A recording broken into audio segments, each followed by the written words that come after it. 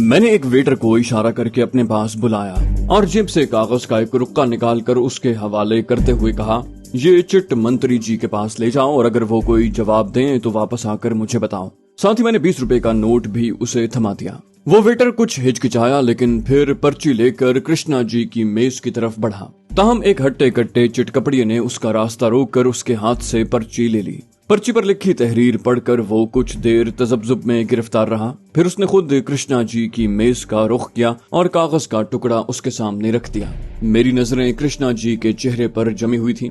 اس نے پرچی پر لکھا ہوا مختصر پیغام پڑھا، پھر اس کے کرخت چہرے پر ایک میٹھی سی مسکراہٹ نمودار ہوئی۔ پھر اس نے نظر اٹھا کر میری طرف دیکھا اور خوشگوار انداز میں ہاتھ ہلا کر مجھے اپنے پاس بلانے کا اشارہ کیا۔ میرا دل تیزی سے دھڑکا۔ میری ایک اور کوشش بالآخر کامیابی سے ہمکنار ہو چکی تھی۔ میں نے اس پرچی میں لکھا تھا، کرشنا جی عقیدت بھرا سلام۔ میں ہندوستان کی آزادی اور ترقی اور استحکام کے لیے آپ کی عظیم جدوجہد سے بہت متاثر ہوں اور آپ میرے لیے رول ماڈل کی حیثیت رکھتے ہیں۔ آپ ہی کی طرح air marshal S P engineer بھی میرے لیے ایک عظیم ہیرو کا مقام رکھتے ہیں۔ میری خوش نصیبی ہے کہ مجھے آپ دو عظیم شخصیات کو ایک ساتھ دیکھنے کا موقع ملا ہے۔ اگر آپ دونوں مجھے چند منٹ کے لیے ملاقات کا موقع دے دیں تو مجھے اپنی زندگی کی سب سے بڑی خوشی مل جائے گی اور یہ یادگار موقع مرتے دم تک میری زندگی کا انمول سرمایہ بن جائے گا۔ آپ کا پرستار منوہر۔ مجھے یقین تھا کہ میری تعریف بھرے الفاظ کا جادو ضرور کام دکھائے گا، لہٰذا اپنی جگہ سے اٹھا اور پر اعتماد قدموں سے ان لوگوں کی میز کی طرف بڑھا۔ اس دوران میں کرشنا جی میری تحریر ایس پی انجینئر کو بھی پڑھوا چکے تھے اور اس کے چہرے پر اپنائیت کے تاثرات دکھائی دے رہے تھے۔ میں اس میز پر پہنچا تو کرشنا جی اور ایس پی انجینئر نے گرمجوشی سے مجھ سے مصافحہ کیا۔ میں نے میز کے دوسری طرف بیٹھے لکشمن اور راگنی کو صرف ہاتھ جوڑ کر پرنام کرنے پر اکتفا کیا۔ کرشنا جی نے مجھے اپنے پاس والی خالی کرسی پر بیٹھنے کا اشارہ کیا۔ ایس پی انجینئر اس کے دوسری طرف بیٹھا ہوا تھا۔ گفتگو کی ابتدا خود میں نے کی اور روتکی لہجے والی انگلش میں نہایت والہانہ لہجے میں کہا، آپ نے میری درخواست قبول کر کے ہمیشہ کے لیے میرا دل جیت لیا کرشنا جی۔ آپ کی مہربانی سے مجھے ایس پی جی سے ملاقات کا موقع بھی مل گیا۔ ان دونوں نے باری باری میری دل جوئی کی باتیں کی۔ میں نے جواب میں کہا، مجھے پتا ہے آپ لوگوں کا وقت کتنا قیمتی ہے، لیکن آپ دونوں کی اس مہربانی کا فائدہ اٹھاتے ہوئے میں اپنے مطلب کی بات ضرور کروں گا۔ میری بات سن کر وہ دونوں کچھ چونکے۔ پھر کرشنا جی نے کہا، فرمائیے ہم آپ کی کیا خدمت کر سکتے ہیں؟ میں نے عاجزانہ لہجے میں کہا، آپ دونوں نے اس قدر بھرپور اور کامیاب زندگیاں گزاری ہیں کہ آپ دونوں کی داستان حیات پر نہ صرف کتابیں لکھی جانی چاہیے بلکہ فیچر فلمیں بھی بننی چاہیے تاکہ جنتا بھی آپ جیسی عظیم شخصیات کے قابل فخر کارناموں سے پوری طرح واقف ہو سکے۔ میں نے اپنی مکھن پالش درمیان میں چھوڑ کر ان دونوں کے تاثرات کا جائزہ لیا۔ میرے تحسین سے بھرپور الفاظ سن کر ان دونوں ہی کے چہرے خوشی اور فخر سے چمکنے لگے۔ میں نے اپنی کوشش کامیاب ہوتے دیکھ کر بات آگے بڑھائی۔ ویسے تو میں کپڑوں کے کاروبار سے روزی کماتا ہوں، لیکن میں فری لانس جرنلسٹ اور رائٹر بھی ہوں۔ اگر آپ لوگ مجھ ناچیز سے تعاون کریں تو میں انگلش اور ہندی میں آپ دونوں کی سوانح حیات لکھنا چاہتا ہوں۔ ان دونوں نے ایک دوسرے کی طرف مشورہ طلب نظروں سے دیکھا۔ میں نے اندازہ لگا لیا تھا کہ میرا تیر نشانے پر لگ چکا ہے، لہٰذا اس سے پہلے کہ وہ کچھ کہتے میں بولا، مجھے پتا ہے کہ آپ دونوں انتہائی مصروف شخصیات ہیں اور آپ ایک ساتھ زیادہ وقت اس مقصد کے لیے نہیں نکال سکتے، لیکن اگر آپ لوگ ہفتے دو ہفتے میں ایک آدھ گھنٹہ بھی مجھے دے دیں تو آپ لوگوں سے حاصل کردہ نوٹس کی مدد سے 1 سال کے اندر میں آپ دونوں کی زندگی پر پوری کتاب لکھ لوں گا۔ ایس پی انجینئر نے ہچکچاتے ہوئے کہا، کرشنا جی تو خیر عوامی آدمی ہیں، ان کی زندگی تو سب کے سامنے ہے، لیکن مجھے یقین نہیں ہے کہ ایئر فورس کے ضابطے مجھے اس کی اجازت دیں گے۔ میں نے پوچھا، آپ کی کتنی سروس ابھی باقی ہے ایس پی جی؟ اس نے بلا توقف کہا، میں 31 جولائی 1964 کو ریٹائر ہوں گا۔ میں نے کہا، مجھے یہ سن کر حیرت ہوئی، آپ اتنے اسمارٹ ہیں کہ میں تو سمجھ رہا تھا کہ آپ کی عمر زیادہ سے زیادہ 45 سال ہوگی۔ ایس پی جی نے قدرے فخر آمیز لہجے میں کہا، میں اس دسمبر میں 48 سال کا ہو جاؤں گا۔ دراصل مجھے صرف 21 سال کی عمر میں کمیشن مل گیا تھا، اس لیے میں 52 سال کی عمر میں ہی ریٹائر ہو جاؤں گا۔ میں نے مروب لہجے میں کہا، کمال ہے، آپ نے اتنی کم عمر میں اتنے ڈھیر سارے کارنامے انجام دے ڈالے۔ بہرحال پھر تو کوئی مسئلہ ہی نہیں، کتاب کا متن چھپنے کے لیے پوری طرح تیار ہونے تک 2 سال تو لگ ہی جائیں گے۔ 1 سال مزید انتظار کر کے ریٹائرمنٹ کے اگلے ہی ماہ یہ کتاب پرنٹ کروا لیں گے۔ تازہ معاملہ ہونے کی وجہ سے ہاتھوں ہاتھ فروخت ہو جائے گی۔ کاروباری معاملات ہم مل کر طے کر لیں گے۔ ایس پی انجینئر کو تقریباً آمادہ پا کر میں کرشنا کی طرف متوجہ ہوا۔ سرکار، آپ کا کیا ارادہ ہے؟ آپ کی زندگی جس قدر ہنگامہ خیز واقعات اور شخصیات سے بھری پڑی ہے، انہیں جنتا کے سامنے لانا ایک قومی ضرورت ہے۔ کرشنا جی نے قدر توقف کے بعد کہا، آپ کی تجویز بہت اچھی ہے، بلکہ میں نے بھی اس بارے میں کئی بار سوچا ہے، لیکن سیاسی اور سرکاری مصروفیات کی وجہ سے کبھی وقت ہی نہیں ملا۔ ویسے میرے پاس اپنے بے شمار انٹرویوز کا ریکارڈ محفوظ ہے۔ میں نے خوش ہو کر کہا، پھر تو آدھا کام پہلے ہی ہو گیا۔ ویسے تو کشمیر سے متعلق آپ کی اقوام متحدہ والی تقریر کے متن سے ہی درجنوں صفحے بھر جائیں گے۔ میری بات سن کر کرشنا جی نے جوشیلے لہجے میں کہا، ہاں، اس تقریر کو خاص اہمیت دینی ہے۔ میں نے اسے یقین دلایا کہ ایسا ہی ہوگا۔ اس کے بعد میں ایس پی انجینئر کی طرف متوجہ ہوا۔ کہا، میرا خیال ہے ایس پی جی، آپ تو آج ہی کچھ وقت دے کر اپنی بایوگرافی لکھوانا شروع کر دیں۔ میں نے محض اپنے پھینکے ہوئے چارے میں ان دونوں کی دلچسپی کی شدت بھانپنے کے لیے یہ تجویز رکھی، ورنہ میں اس رات کے حوالے سے ان لوگوں کا پروگرام جانتا تھا اور مجھے یہ بھی معلوم تھا کہ رات گئے تک عیاشی کی محفل سجانے کے بعد ان سب کا صبح سویرے جاگنا تقریباً ناممکن ہوگا، جبکہ اسی دوپہر کو یہاں ایک اہم اجلاس ہوگا۔ لہٰذا فی الحال مجھے ایس پی انجینئر یا کرشنا جی سے تفصیلی ملاقات کا موقع نہیں مل پائے گا۔ ایس پی نے میری بات توجہ سے سنی، پھر اس نے مسکراتے ہوئے کہا، آپ لوگوں کو قائل کرنے کی غیر معمولی مہارت رکھتے ہیں مسٹر منوہر۔ آپ کو تو ڈپلومیٹ ہونا چاہیے۔ میں تو خیر ایک سیدھا سادہ فوجی ہوں، لیکن آپ نے تو چند جملوں میں کرشنا جی جیسی گھاگ شخصیت سے اپنی وہ تجویز منوا لی جو چند منٹ پہلے تک ہمارے خواب و خیال میں بھی نہیں تھی۔ میں نے عاجزی سے کہا، اس عزت افزائی پر میں آپ کا تہہ دل سے شکر گزار ہوں ایس پی جی۔ میں پیدائشی کاروباری ہوں اور میرے والد نے مجھے بچپن ہی سے حد الامکان مختصر گفتگو میں اپنی بات سمجھانے اور منوانے کے گر سکھائے ہیں۔ بہرحال آپ اگر مجھے جلد از جلد ملاقات کا وقت دے سکیں تو احسان مند ہوں گا۔ اس نے کچھ دیر سوچ کر کہا، آج رات اور کل دن میں تو میں ڈیفنس منسٹر کے ساتھ مصروف ہوں۔ ایسا کریں، آپ کل رات کے کھانے کے بعد میرے ساتھ نشست رکھ لیں، مزید ملاقاتوں کے لیے بعد میں وقت طے کر لیں گے۔ میں نے کہا، اس سے اچھی تو کوئی بات ہو ہی نہیں سکتی۔ کرشنا جی، آپ مجھے کب وقت دے سکتے ہیں؟ میرے لہجے کی بے چینی محسوس کر کے کرشنا مینن مسکرایا اور اس نے لگ بھگ شفقت بھرے لہجے میں کہا، میرے دلی واپس پہنچنے تک انتظار کر لو لڑکے، اتوار کو مل لینا۔ میں نے ان دونوں کی طرف دیکھا اور خوشی سے بھرپور لہجے میں کہا، میں آپ دونوں کا بے حد شکر گزار ہوں کہ مجھ جیسے گمنام اور حقیر مرتبے والے شخص کی درخواست کو اہمیت دی۔ یقین کریں، آپ دونوں کی آٹو بایوگرافی لکھنے کا یہ خیال ذہن میں آنے کے بعد سے میں اتنا بے تاب ہو رہا تھا کہ بتا نہیں سکتا، لیکن مجھے یقین نہیں تھا کہ آپ۔ کرشنا مینن نے میری بات کاٹتے ہوئے کہا، اب تو یقین آ گیا نا، اب ہمیں اجازت دو، کچھ اہم معاملات پر ایس پی جی سے بات کرنی ہے۔ میں نے گرم جوشی سے ان دونوں سے مصافحہ کیا، البتہ لکشمن اور راگنی کو ایک بار پھر محض پرنام کرنے پر اکتفا کیا۔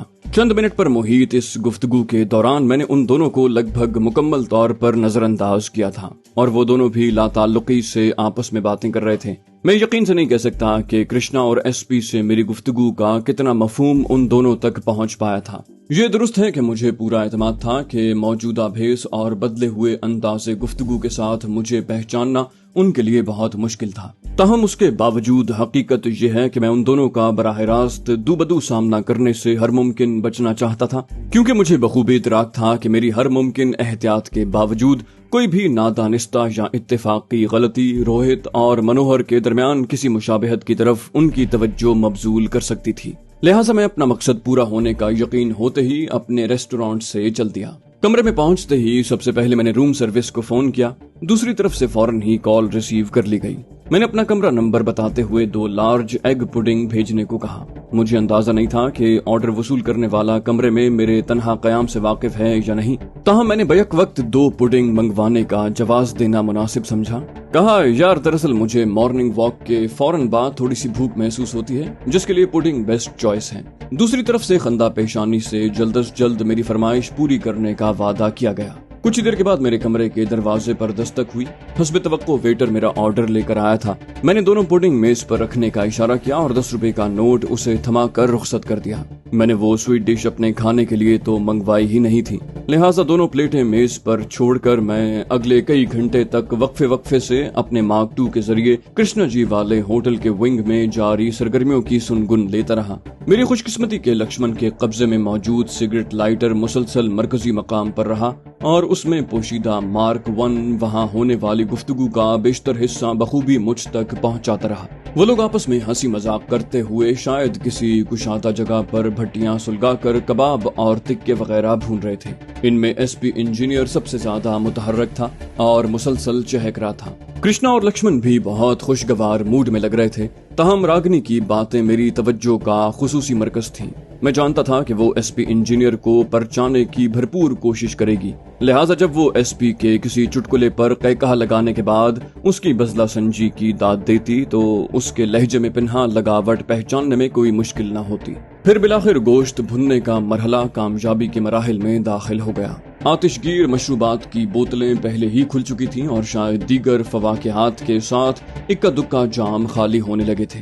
ताहम शराब के असल साथी यानी कबाब तैयार होने के बाद ही महफिल निशात का असल आगाज हुआ। फिर जैसे जैसे महफिल गर्म होती गई उन लोगों के दरमियान हायल तकल्लुफ का रहा सहा पर्दा भी चाक हो गया। वो लोग पहले अपने जानने वाले मुख्तलिफ अफराद की चुगलियां करते रहे।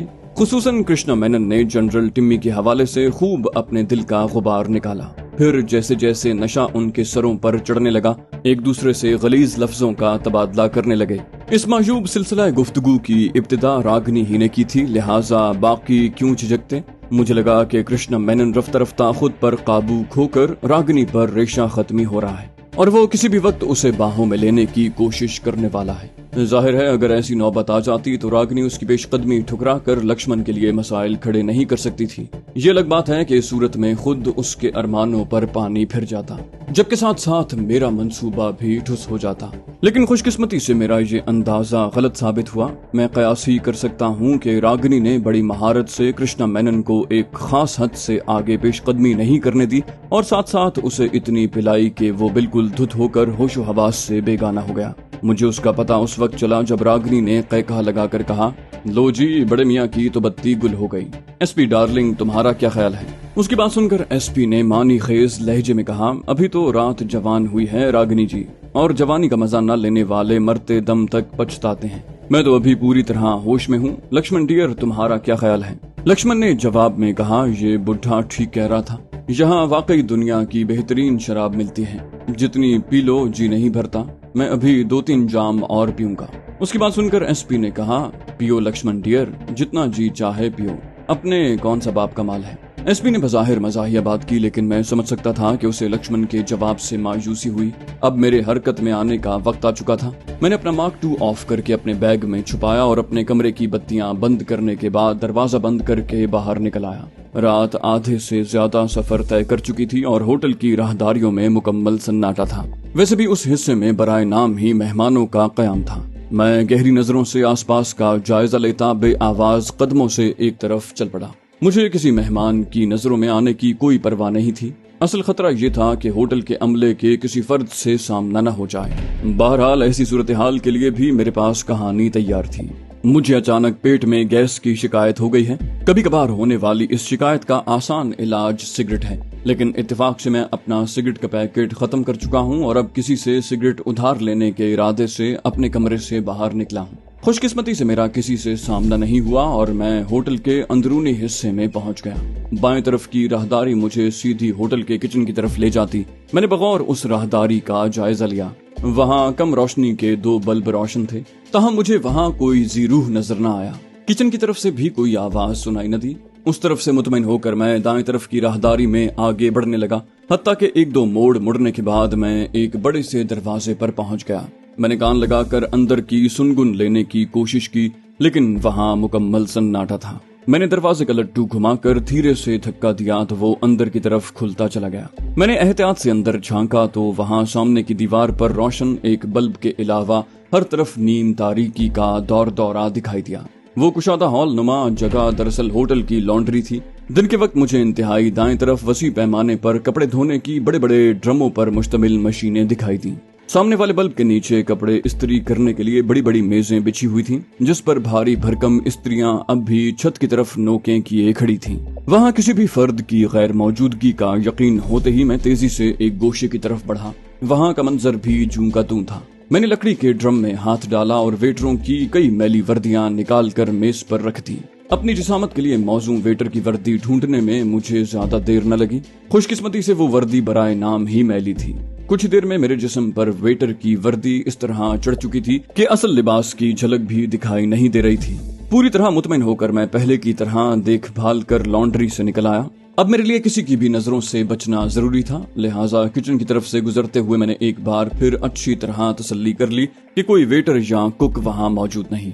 उसके बाद हर राहदारी में पहले झांक कर तसल्ली करने के बाद मैं आगे बढ़ता रहा। अपने कमरे में पहुंचने के बाद ही मैंने इत्मीनान का सांस लिया, ताहम मैं जानता था कि मेरी असल आजमाइश तो अभी शुरू हुई है। मैंने जल्दी जल्दी अपने सफरी बैग की अंदरूनी जेब टटोली और जादुई पुड़िया निकाल ली।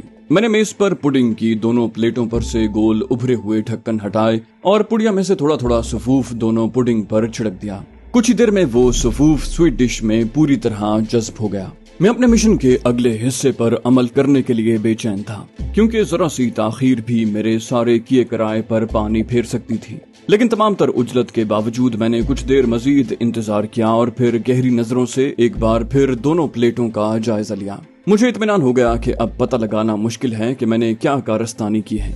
मैंने दोनों प्लेटों को साथ आए हुए ढक्कनों से ढांप दिया। अब मैं रवानगी के लिए तैयार था, ताहम तभी मुझे अपनी एक संगीन हिमाकत का इदराक हुआ। ये हकीकत है कि मैंने सारी तैयारी के दौरान सारे मामले का एक बहुत अहम पहलू नजरअंदाज कर दिया था, जो ऐन उस वक्त एक कड़ी मुश्किल बनकर सामने आ गया था। दरअसल मेरे इस मिशन में पोलराइड कैमरे को मरकजी हैसियत हासिल थी, लेकिन मैंने सोचा ही न था कि इस अच्छी खासी बड़ी मशीन को मैं पहरा देने वाले सिक्योरिटी एहलकारों से कैसे छुपा कर ले जाऊंगा। ये माइक्रो डॉट कैमरा थोड़ा ही था जिसे मैं वेटर की वर्दी की जेब में डाल लेता और किसी को कानो कान खबर न होती। मेरे पास वक्त न होने के बराबर था, लिहाजा मैंने तेजी से दिमाग लड़ाया। बिलाखिर एक इम्कानी सूरत जहन में आई। मैंने जल्दी से अपना सफरी बैग टटोला और ऊनी मफलर ढूंढ निकाला। मैंने उसे जल्दी जल्दी सर पर इस तरह मजबूती से लपेटा कि उसका एक सिरा सर के पीछे लटक रहा हो। फिर मैंने पोलराइड कैमरे को बंद हालत में उसी के चर्मी फीते के जरिए गुद्दी के पीछे इस तरह बांधा कि मफलर के नीचे छुप जाए। लेकिन मैंने आईने में जायजा लिया तो अंदाजा हुआ कि बात नहीं बन सकी। जरा सी तवज्जो से देखने पर भांडा फूट सकता था। मैंने कैमरे का फीता ढीला किया। मैं कोई और तरकीब सोचते हुए उसे गर्दन से निकालने ही वाला था कि फीता मेरे हाथ से फिसल गया और कैमरा मेरी कमर की तरफ लटक गया। तभी मेरे जहन में सितारा सा चमका। मैंने कैमरे को ऊपर उठाया और गर्दन के पीछे वर्दी में घुसेड़ लिया। उसका फीता बदस्तूर मेरे गले से हमायल था, जबकि कैमरा वर्दी के अकबी हिस्से में गायब हो चुका था। मैंने आईना देखा। मेरी कमर पर कैमरे का उभार अब भी दिखाई दे रहा था, ताहम वो कमर के कुदरती खम की वजह से अब इतना नुमाया नहीं था। मैंने शानों पर गर्म चादर डालकर देखा तो वो उभार भी गायब हो गया। मैंने इत्मीनान का गहरा सांस लिया। श्रीनगर की सर्द रात में गर्म चादर ओढ़कर खुली फजा में जाना बिल्कुल फितरी बात थी। मैंने वर्दी के बटन गले तक बंद कर लिए, जिससे कैमरे का चर्मी फीता पूरी तरह छुप गया था। मैंने जल्दी से पोलराइड कैमरे की फिल्म का इजाफी कार्ट्रिज अंदरूनी जेब में रखा और पुडिंग की प्लेटों वाली काब उठाई और चल दिया। राहदारी में हस्बे साबिक सन्नाटा था। मैंने अगले 3 मोड़ मुड़ने से पहले झांक कर मैदान साफ होने का इत्मीनान कर लिया। कुछ ही देर में होटल का वो अकबी दरवाजा मेरे सामने था, जिसे होटल का अमला अकबी विंग के कमरों की तरफ जाने के लिए इस्तेमाल करता था। दिन में मुझे होटल के मुख्तलिफ हिस्सों का दौरा करवाने वाले असिस्टेंट हाउसकीपिंग मैनेजर ने मुझे बताने की जहमत नहीं की थी, लेकिन मेरे लिए उस दरवाजे का मकसद भांपना मुश्किल नहीं था और मैंने उसी वक्त उस तक पहुंचने का मुख्तसर तरीन रास्ता जहन नशीन कर लिया था। मैंने एक गहरा सांस लिया और अल्लाह का नाम लेकर बाहर निकला और अपने अकब में दरवाजा ढाल दिया। यही गनीमत था कि उस दरवाजे में खुद ब खुद बंद होने वाला कुफल नस्ब नहीं था। बाहर की पुख्ता रविश पर पहुंचकर मैंने पुरसुकून अंदाज में उस तरफ नजरें उठाईं जहां मेरे अंदाजे के मुताबिक सिक्योरिटी एहलकारों की चेक पोस्ट होनी चाहिए थी। बिल्कुल दुरुस्त तो नहीं, लेकिन मेरा कयास ज्यादा गलत भी नहीं था। रविश से जरा हटकर कैनवस के खासे कुशादा खेमे पर मुश्तमिल चौकी मुझसे सिर्फ 40 गज के फासले पर इस्तादा थी। उसका दरवाजा सामने की तरफ था और दोनों तरफ खिड़कियां थीं। होटल के दाएं पहलू से आने वाला कोई भी फर्द लगभग 70 गज के फासले से खेमे में तैनात एहलकारों की नजरों में आ जाता। मुझे खेमे के आसपास कोई अहलकार दिखाई न दिया। मैंने अचंभे के साथ सोचा कि क्या इतनी अहम शख्सियात की हिफाजत पर तैनात होने के बावजूद वहाँ तैनात नरम गर्म कंबलों में लिपटे ख्वाब खरगोश के मजे ले रहे हैं। बिलफर्ज मुहाल अगर वाकई ऐसा ही होता तो मेरे मंसूबे का एक अहम हिस्सा अधूरा रह जाता और मैं मुसलसल मंडलाते खतरे की जद में रहता। लेकिन इससे पहले कि मैं अपने इस मफरूजे की तस्दीक या तरदीद कर पाता, मुझे कड़कदार आवाज ने चौंका दिया। ए बैरा, तुम इतना रात को इधर क्या करता फिरता है?